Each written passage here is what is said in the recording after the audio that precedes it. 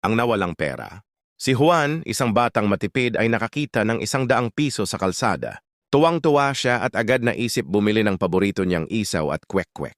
Pero habang naglalakad papunta sa tindahan, bigla siyang nakasalubong si Aling Nena, ang pinakamabilis magchismis sa buong barangay. Aling Nena: "Hoy Juan! Anong ginagawa mo dyan? Bakit ang ngiti mo hanggang tenga?"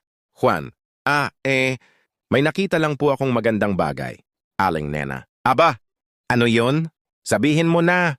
Juan, natataranta: Wala po. Maganda lang po ang araw ngayon."